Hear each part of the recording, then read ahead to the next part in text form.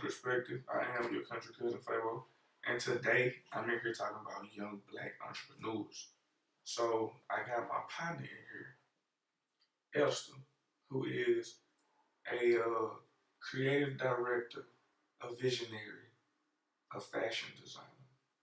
Yep. So I'm gonna give Esther the chance to introduce herself real quick. Tell the people about yourself, Esther. Well, like you say, I'm a creative director. For sure. I've definitely been given a vision, and even a dream, I would say. Mm-hmm. What can I say? I am from. Sorry, I get a little nervous, but I am from Orange, New Jersey. Like I said, right now, my business is a clothing brand, and we're launching out here in San Diego this year. What's the name? Divine Legacy. Divine Legacy. ERJ Divine Legacy. And it's been different. It's been a journey, but it's a start. I definitely believe, like you said, in the vision that I've been given, and I'm willing to see it through. That's what's up. Yeah. And I got on the topic of young black entrepreneurs because this weekend, a young black, well, he wasn't young at the time, but when he started out, he was a young black director, entrepreneur. John Singleton passed away this weekend, and it put that on my mind to speak about today. So that was the whole point. And as soon as I thought about it, I was like, I know an entrepreneur, and I know somebody that's actually out here with their feet on the pavement, that's actually pushing for it, that's actually working for it. You feel me? Yeah. I know somebody that's out here grinding. You feel me? Yeah. So I had to have you in here today to do this with me. And I appreciate you coming through, my nigga. So today I really just want to know, like, what was your inspiration to get into like fashion and design and stuff like that? So honestly, the story behind it, my mom is a professional seamstress. We are originally from Georgetown, Guyana. And that was our business. Like, we had our own little boutique. We had our own little shop, as you would say, near our home, and she's always been a business owner. So it's kind of like just runs in my family, you know. Even to my other aunts and uncles, all over New Jersey, New York, wherever they are, we're all entrepreneurs. Like, that's just how we're driven. Like, you know. So, like, I guess that's just like a blessing, I guess you can say, that's just passed down, I guess. But altogether, the whole dream started. The inspiration started when I was going to prom. And I didn't have anything to wear, and I was just like, hey, I'm just not gonna go. Like, you know, like, it's just that simple. It's not. I don't want to go buy a dress that's not gonna fit. I don't want to wear something that somebody else might have. That's just me. I'm just not gonna go. Like, it's cool. You don't want to be like everybody else. I'm like, it's whatever. Like, and at the point, I was just over it. So, my best friend at the time was super encouraging me. She's like, hey, no, let's go. Like, you know, we can find something. So, within a couple of days, we went like running around New York trying to find something. Found nothing. It was absolutely everything was either super expensive, the ones that we really did like were super expensive, and then it was like, you can't afford it. So I was like, all right, cool. So I go back and I tell my mom, and I'm like, hey, I'm just not gonna go. Like, you know, it's not that serious. Like, it's all right and whatever. And she was like, why? I can make your dress. And I was like, what? And she was like, yeah. I was like, really? And she was like, she hadn't sewn in a really long time. And I was like, really? And she was like, yeah. So we went out and we found a nearest fabric store. We went in there together, we picked out the clothes, we started to like think of the idea of what exactly do we want this dress to look like, and what colors, and then how revealing do you want it, and I know you want it to be sexy, but you still want it to be like a gown, so what does it look like you're going for? She was trying to get you laced up. And the more that the more questions she asked and the more that she brought out of me is the more the gown became, like the more it came to being, so the more it came alive, and then after that, we just, within like 48 hours, she knocked out 2 exactly same dress. And it was just like, whoa. Like, I was like, whoa, what did we just do? Like, like, you know, like, what is you this? saw your like, vision come to fruition. Well, not even really. I was just like excited about it. Like, just the actual piece, it was just so, I was like, wow, this is different. Like, you know, this is exactly what I wanted. And it's different. Like, like, this is what I was going for. Because I just told you I didn't want anything else everyone else to have. Shout out to mom. So, right? Shout out to mom for So plugging in. She came through in the clutch. Okay. Straight up. So we were like, so after that, I'm like, all right, cool. We went to prom and we ended up getting crowned Mrs. Unique because me and my best friend went as twins. Hey, And no one ever done that before. You usually go with a guy date, you know. And so we went as twins, and our outfit was cute, our hair was nice, everything was nice. So we got crowned Mrs. Unique for Orange High School. So it was cool. So after that, I began to look at fashion a little bit more. I feel like my family, like I said, I'm a very family oriented person. I feel like my family's pretty fashionable ourselves. Like, we're pretty much into always a clean presentation, you know? So, with that being said, I was like, hey, maybe I should look into this some more. So, I actually extended the idea to my AAU coach at the time, Charles Thompson, and I was like, hey, how do you feel? I was like, my mom made these dresses, woo woo. And we're just like talking in conversation. He's like, she made this. It's beautiful, like, you know. And he's a black entrepreneur as well. And he was like, you know what, Esther, like, you have some really good PR skills, and like, I don't see why you can't make this something bigger than what it is, because I see something bigger behind it. Turn it up. So I was like, wow. I was like, I hadn't even think that far. I just I just started putting more attention into it, but I hadn't thought that far. So with him behind me, in 2014, we did our first fashion show, and it was Shades of Beauty, and it was good. It was the first time we had seen our designs on a runway. Like, usually we did events for like wedding dresses or custom suits, and the person just purchased it and they kind of leave. Like, you know, that's the last you see. The whole business is a family business, right? Absolutely. Like you said, Absolutely. family oriented. So absolutely. Everybody in the family. That's what I like about the whole setup. I think so. Yeah. It's divine legacy. So like I said, our nationality's we're from Guyana, and then we straight up, shout out to Guyana. Okay, big up. And then we moved to New Jersey. So it was like we just always did something so, like, you know, drastic, but the whole thing is we've always stuck together, and we just wanted to create a legacy for ourselves in terms of I have 10 nieces and nephews now, you know. My mom and dad has 10 grandkids now, and we were like, we want to give them something different, something that we've never had. So with that being said, I kind of like just stepped out on the dream and was like, you know, you guys go about life, and I'll start it up, and if I need help, I'll like reach in. And they're like, no, we're down. Like, we actually want to do it too, like, you know? So they've been super supportive. So we went ahead and we started off. So 2014, we had our first fashion show, and then after that, I upped to move to California, San Diego, and I was like, the dream was kind of put on hold. You know what I mean? So with that being said, it was like I started working at Walmart, and I was just like paying bills, like, you know, I'm now residing in California, so I have to get stuff done. I didn't have a car, like, I was just taking a trolley, doing things necessary, just do what you got to do. So it was a new place. I didn't know anyone, so it was like, this is different. So long story short, we went ahead and I started working at Walmart, and then within like a year, I decided that I wanted to go back to school. So I went to school to become a medical assistant. And in doing so, I obtained 2 jobs because I had to pay my way through school, and I had to continue paying the bills. I had got myself a car, you know. So I had to start, you feel me? So it got a little tougher. So it got a little tougher, right? Working for it. So with that being said, in the process of that, I was working for WFG. And WFG was a financial firm, and they taught me a lot about just financing and where to put your money and the right insurance-based products that you put your money into. So the more I begin to venture into these different jobs and these different environments, the more I realize how much of an opportunity the land of California is.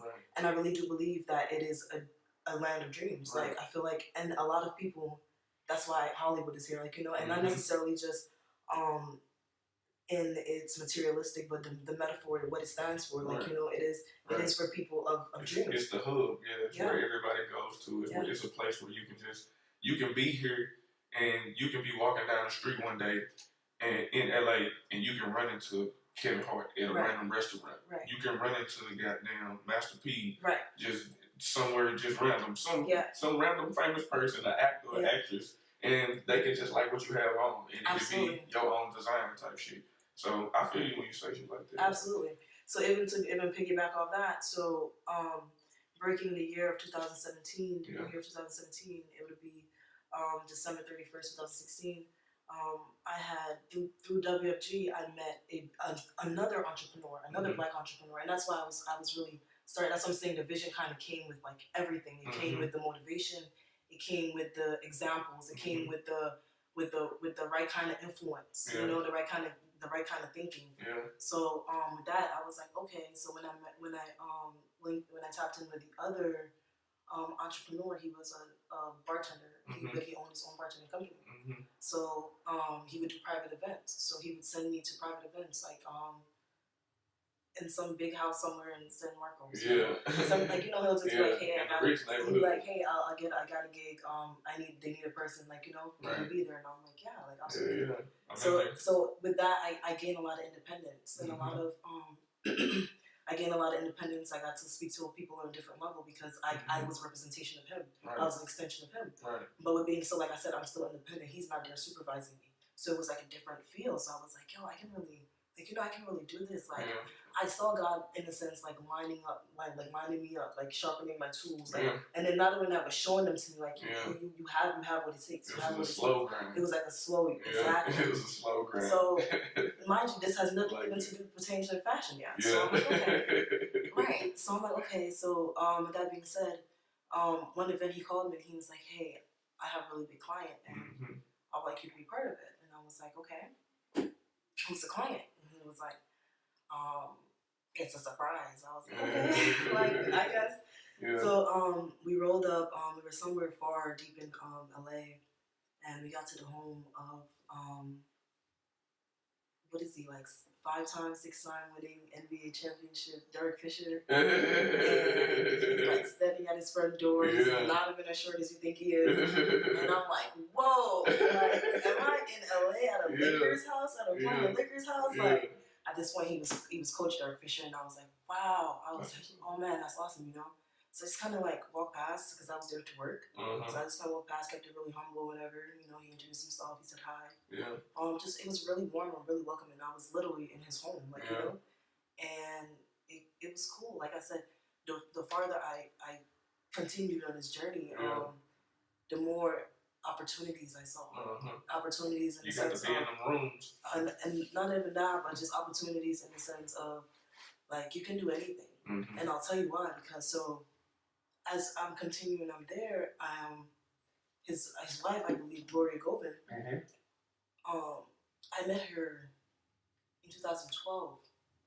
I met her in 2012 in Orange, New Jersey, at my high school. She came and she did an assembly, and it's years later, and I'm standing in her living room, like face to face, and I was like, life can really change for you in an instant, and not necessarily saying that was so like she changed my life, like she gave me some money or anything. Right. She didn't give me a hand up. Not anything like that, but it was just like the fact that was even possible. You know, like it was on the opposite side of the country.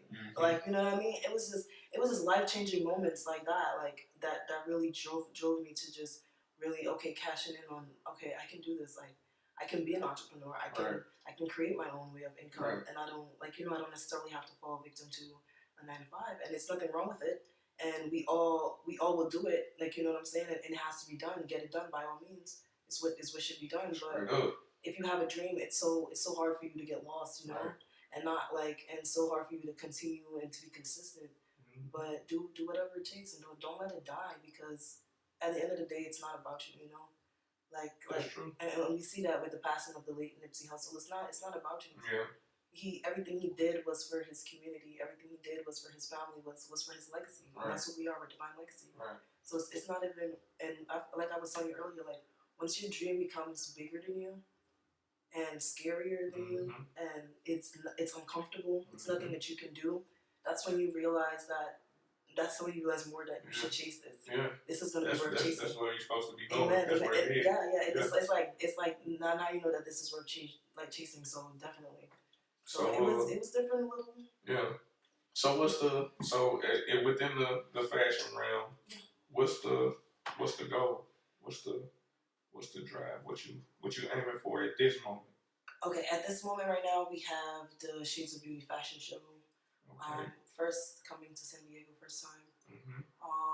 And it will be June 6th. It's a Thursday. It's going to be a very divine evening. For sure. We've chosen to do our... need to be there. Y'all need to be there. Y'all need to be there for sure. Oh, for sure. Y'all see you on the front. For sure. So it's going to be awesome. We've chosen to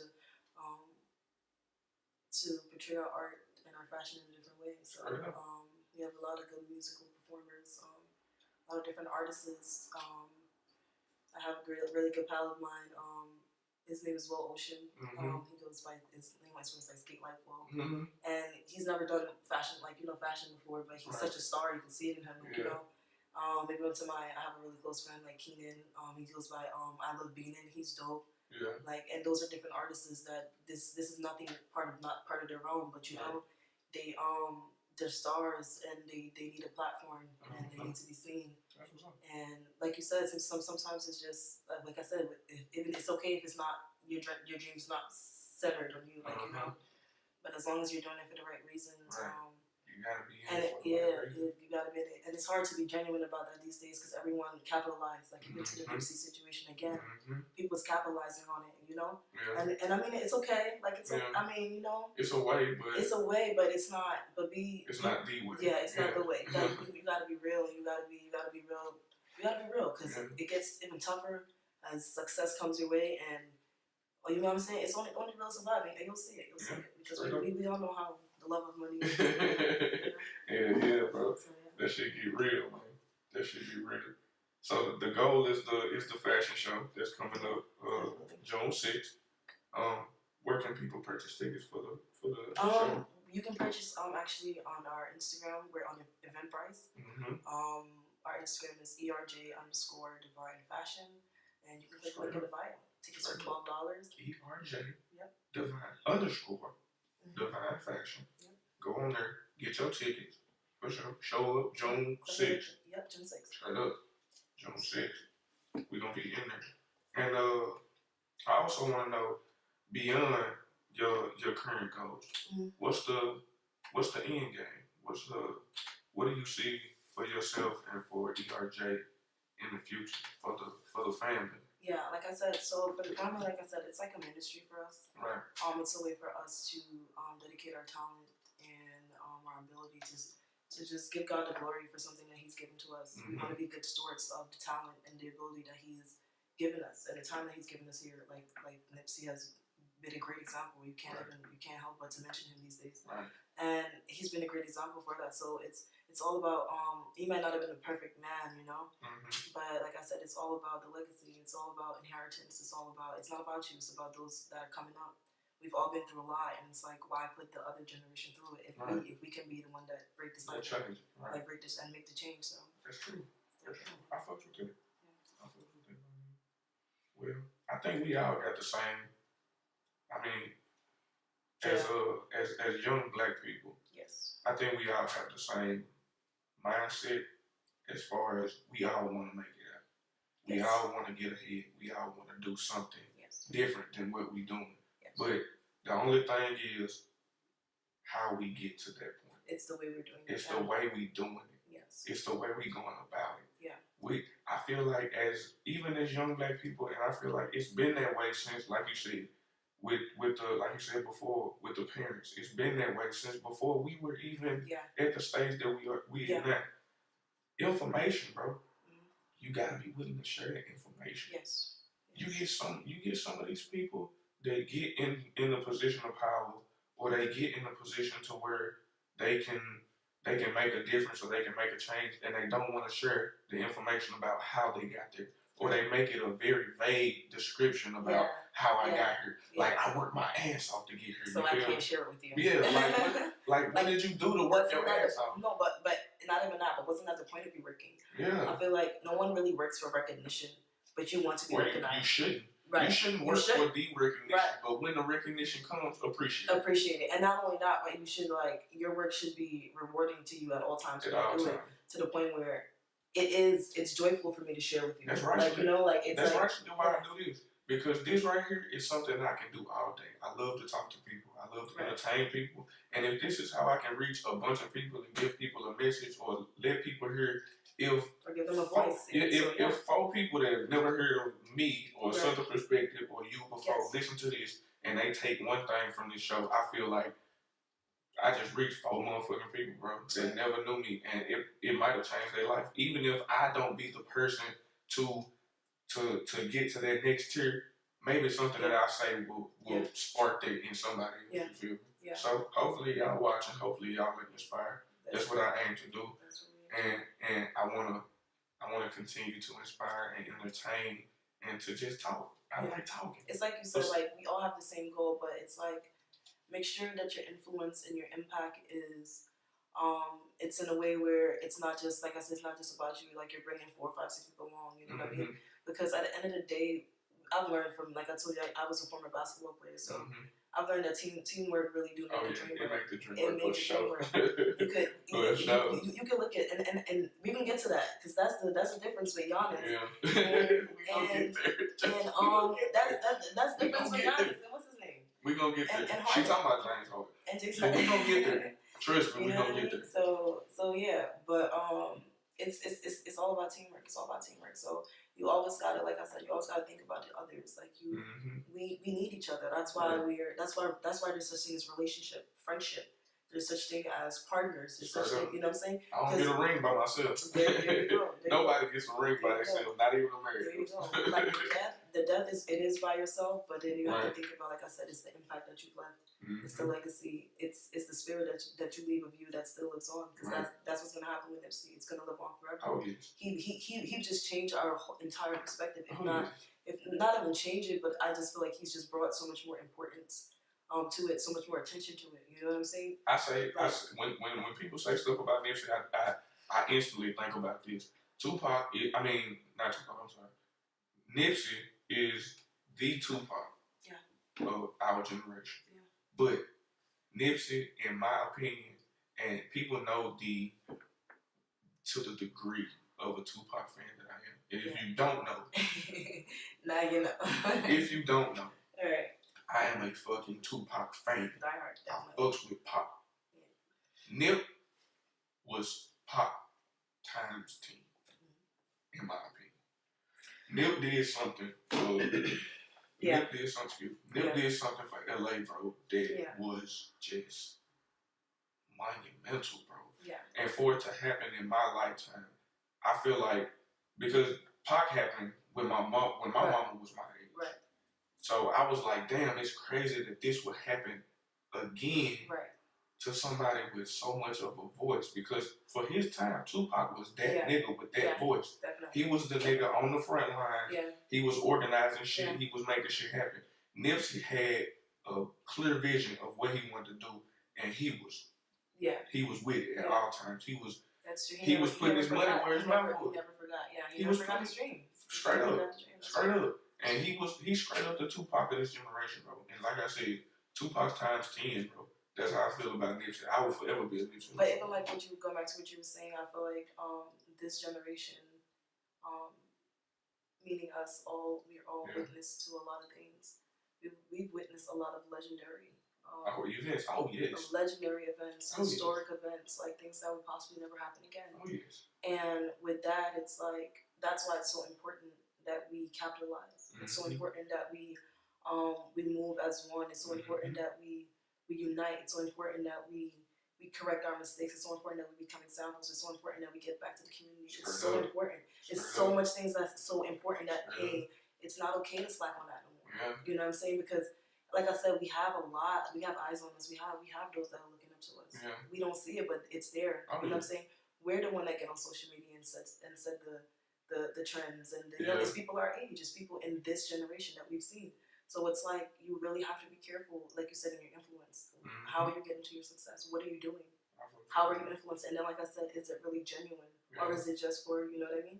So it's a lot to take into consideration, but we have to continue to reflect on ourselves each and every day and make sure that, like, you know, our hearts is in the right place. Like I said, make sure you don't give up the dream.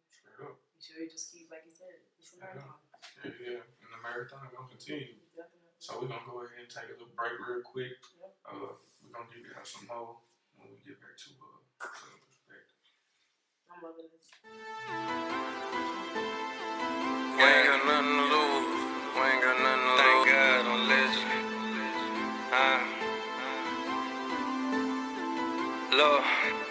I dropped out of school for this. Broke out of rules for this. My mama know I do anything for this music shit. Thought I was a fool for this, but I got the tools for this. Building my legacy one brick at a time. Gotta create to survive. Cause I lose my mind if I don't get it done. Pressure on me way a ton. Sometimes I gotta realize that this life and I'm supposed to have fun what I started for. I'm an artist, bro.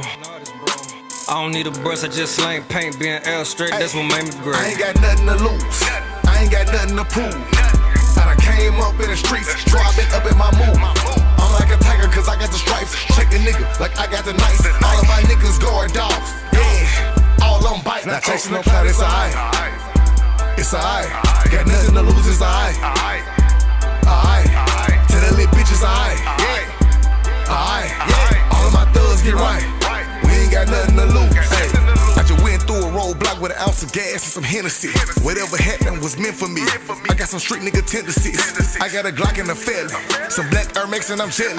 I'm 2 steps ahead, never telling. I'm known for the war like a veteran. I'm about the muscle game, hustle game, mainly trap shit, it ain't new to me. Man, I left school just to sell a verse behind this rap shit. It's truancy. I got nothing to lose, I got nothing to prove. I'm stacking my bread like Tetris, and I ain't got nothing for you. I'm the nigga incognito, never seen, thuggin' in the lobby. In the room, flexing with your bitch, cleaning guns for a hobby. I'm whipping that with it like Bobby.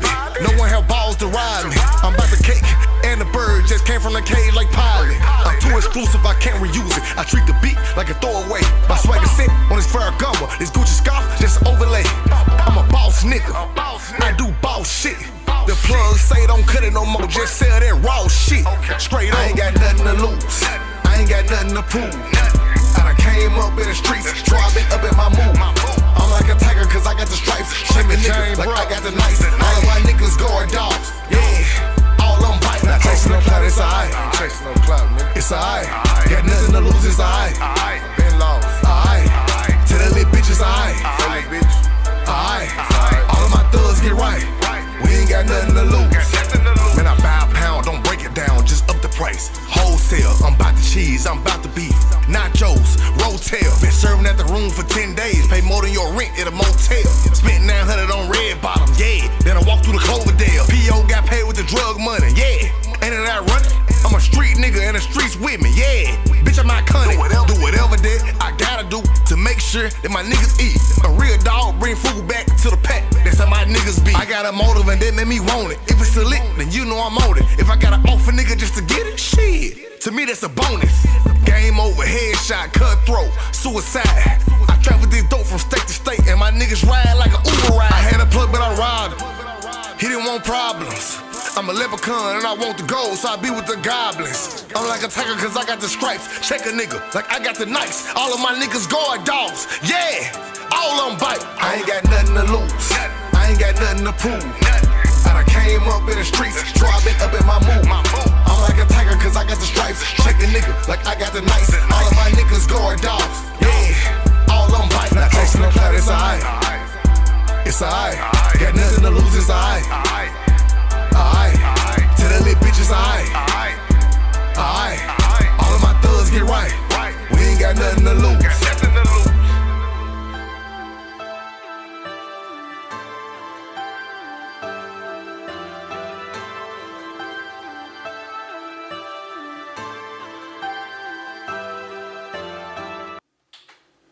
Alright, y'all, welcome back to A Southern Perspective. I'm in here with my nigga Esther. We talking about young black entrepreneurs. And while we talking about young black entrepreneurs, I want to take a second to acknowledge one of my fellow podcasts, Brown Sugar Babe. I'm rocking their shirt today. It's a brown period on the shirt. You see it, brown period. Brown Sugar Babes, y'all can listen to them on all platforms, man. They on Google Play, that's where I got them at. I'm subscribed for sure. They on iTunes, Spotify if I'm not mistaken. and YouTube as well. That's where I first started listening to him on YouTube. So it's Brown Sugar Babes. You can follow him on Instagram. You can follow him on I'll definitely Facebook for sure. Y'all make sure y'all go check out Brown Sugar Babes. Also, while we're on the subject of young black entrepreneurs, if you can see right here in the front of me, I got some products right here. Some good old products. Yeah, if you need a promotion, you gotta have a product, goddamn. Okay. And I'm trying to get a promotion. This product right here is Roots by Rock. Yeah. And if you wanna inquire about Roots by Rock, you can just look at my locks.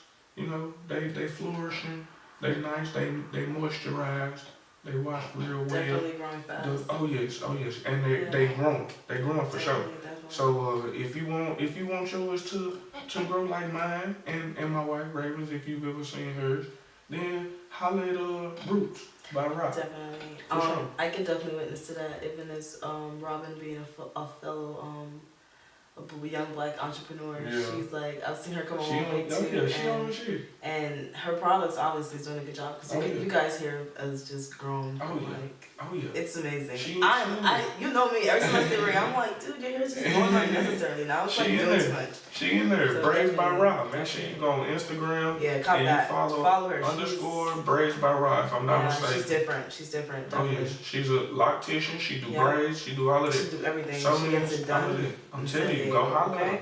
She the truth. Definitely. For sure. But now that we done talked about our young black entrepreneurs, shout out to y'all in the world. I fucks with y'all. We gonna go to Sports Corner. Okay. So in the Sports Corner, I wanna give y'all a little update on what's going on in the playoffs. So the only couple of series I'm really interested in is the Celtics and the Bucks and the Warriors and the Rockets. Well, that's all that's left now, honestly. No, I mean, but you got Denver. Denver is doing their thing.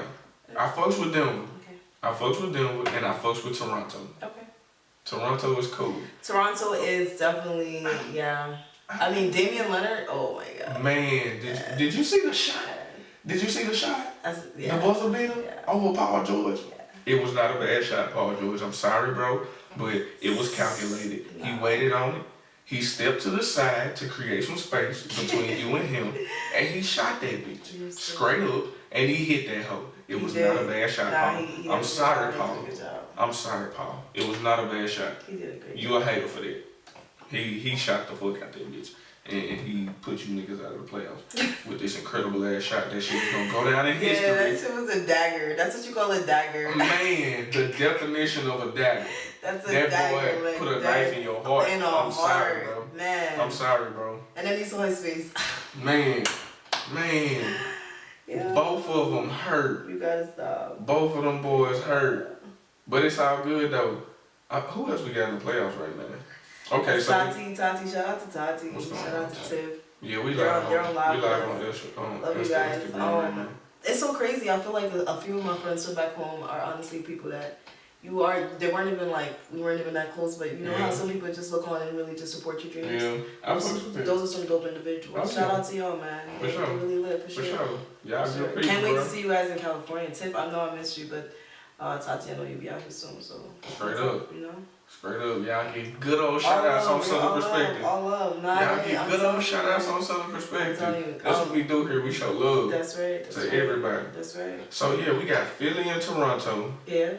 And then we got Milwaukee and Boston. Yep. We got Golden State and Houston. And then we got Denver and Portland. Okay. So, everybody 1-1 except for Houston and Golden State. Because there's no way, and you know this. You don't think so? No way possible. Okay, and that's where the MVP discussion comes about. Like I said, James Harden would have to do the absolute most. The absolute most. And the impossible basically. He would have to defeat the Golden State Warriors two times defending champs. No. Them motherfuckers won like 3. No, they won 3 in 4 years. Right, but that's why I said 2 times to finish because I mean back to back. Okay, back to back. You're right. My fault. I know my stuff. My fault. So yeah, so this is what I'm saying. So basically, so I'm saying I feel like ultimately, with the potential that he has, we should be lowering standards. And if he defeats the Golden State Warriors, then he should. There should be no question about him being. If he beat the Warriors, he is undoubtedly the MVP. I mean, he's almost basically undeniable now. But bro, with Giannis being such a team player, yeah, I'm not finna let y'all do my guy Giannis like that, bro. No, I was getting to that. I have a very, I can't say mutual because I feel like you have to make a decision in the case, but I've viewed both.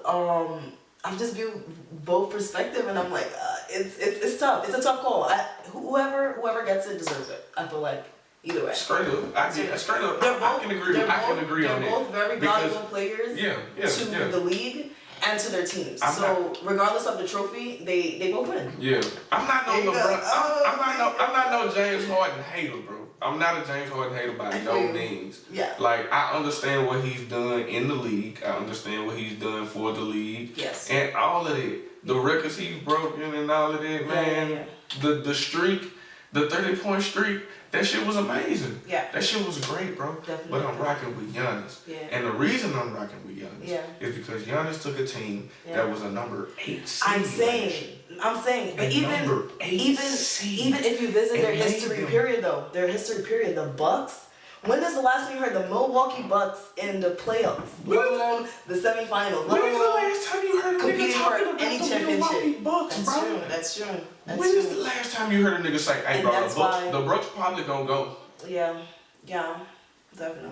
I mean, like I said, it's gonna be a tough call. It's gonna be a tough call, but ultimately, whoever gets it, like I said, they're both MVPs and they're both valuable players to the team and to the league. So when is the last time you seen a nigga or heard a nigga say the Bucks just might do it?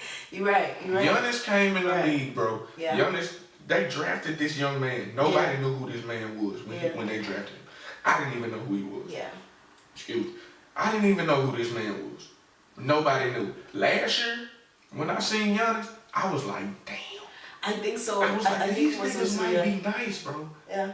And then at the beginning of the year, I got Facebook posts to prove it, all of it. Y'all on everything. I said at the beginning of the season, bro, y'all niggas need to watch out for the Bucks. Yeah. Them niggas gonna be nice. Yeah. Giannis ain't playing with these niggas. And I think, well, that's a very essential part because I feel like he's made a lot of players on his team around him better. Oh yeah, Eric Bledsoe, Chris Middleton, definitely. I feel like he's given them the confidence that he needed, even so. And every team needs a superstar. They need a leader. They need someone that they can look up to, and he's undeniably that figure though. Oh yeah. Like his character, everything about him is just he's so humble, bro. So That's what I was with him, bro, because he's so humble. Yeah. He ain't for that bullshit. He don't like nobody in the league. He's so business-like. He like, I'm here to play basketball. Fuck you other niggas. I don't want to be y'all friends. No, I don't want to work out with you niggas in the offseason. No, because y'all not finna figure out what I'm doing when I come. Right. No, it's awesome. I'm finna come out this bed. We gonna play. He told some reporters the other night. They was like, are y'all trying to make any adjustments to face your next opponent? He was like, man, we don't make adjustments. We just go out and we play ball. Right. Like, what are we making adjustments for? Right. I'm here to play basketball. If we play the best basketball that we can play, right, we're good. We gonna win. Well, I mean that definitely comes with adjustments, but I do understand what he's saying. Like I said, because he's a player that plays with his heart. You know, he's very you can see his passion. I mean, James Harden has that killer instinct though, and I think that's what puts him a little more of an edge. Is because he is like venomous. He is dynamite. He is gonna kill. He's gonna devour. Like no remorse. He's awesome. So you have to admire that, and you can't sell it short. That's what I'm saying. It's gonna be a tough. Like I said, I respect the man. It's gonna be the only thing I don't like about James Harden is the method to the madness. It's the method to the because sometimes the method doesn't come out the way you think. Shit, bro. Yeah. You be killing me with that flopping shit, bro. On everything, bro. I be wanting to slap the piss out you when you be flopping, bro. That shit's just uncalled for, bro. Why you be doing it? Like, I mean, that's his. I don't know. Maybe that's his cheat. I feel like a lot of people say that's it's his a cheat. cheat code, bro. That's his cheat. It's a cheat code. It's a way out, bro. He And definitely I played think a lot of 2K. I think on everything, and I think it low key take away from the game as a whole. And since it takes away from the game, I think it takes away from his game. Not necessarily because he would complete most of those shots. I think. Bro, So even with that, well, the reason James Harden lost in the playoffs last year is because them motherfuckers flopped. They whole game plan. You think he sell out when he does that? It was to shoot the ball. Yeah. They didn't do nothing else but shoot threes. They was like, shoot as many threes as we can. We gonna shoot all threes and we gonna make them bitches. That was their game plan to win last year.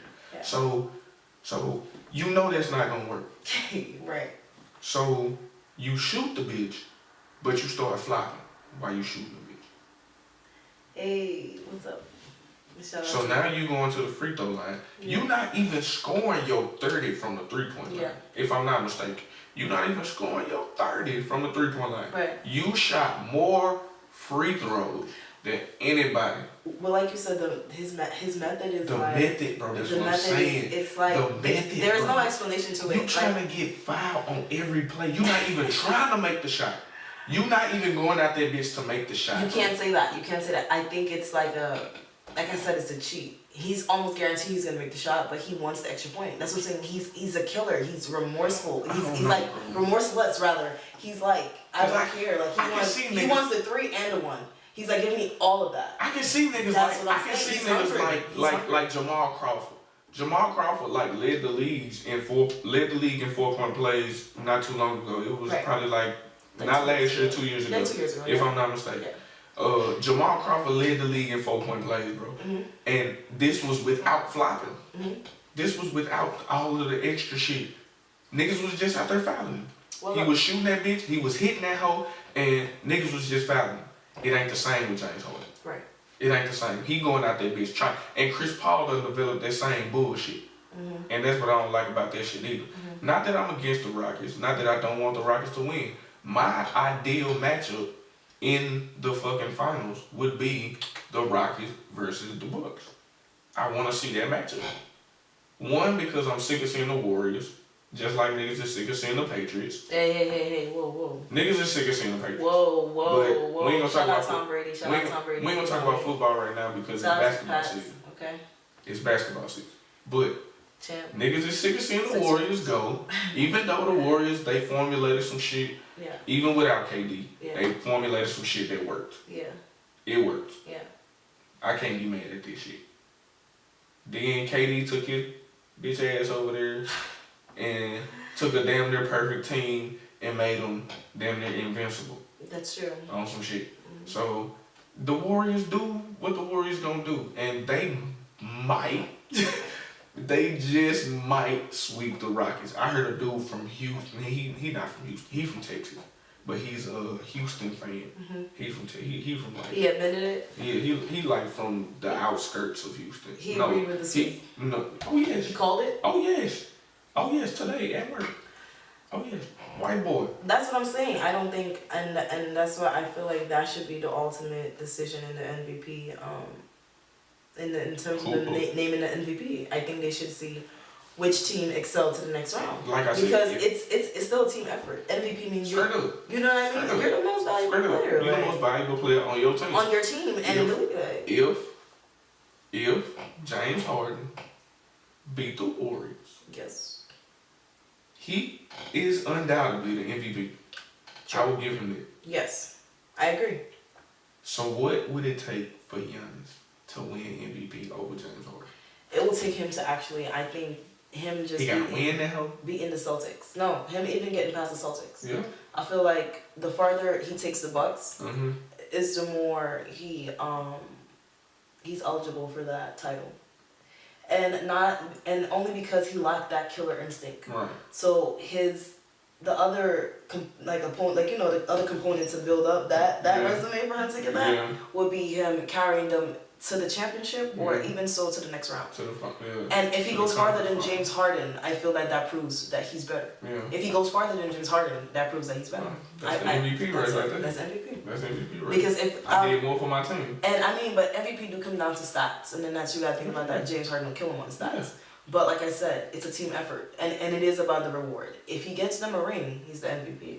Right up. If he surpasses James Harden, I feel like he's MVP because at the end of the day, if you're the valuable player, why didn't you surpass your competitor? Right. You know what I mean? Right. And then you won your MVP. James Harden won MVP last year and lost in the playoffs. Right. So for you to lose in the playoffs and get that bitch again? Yeah. It's like, now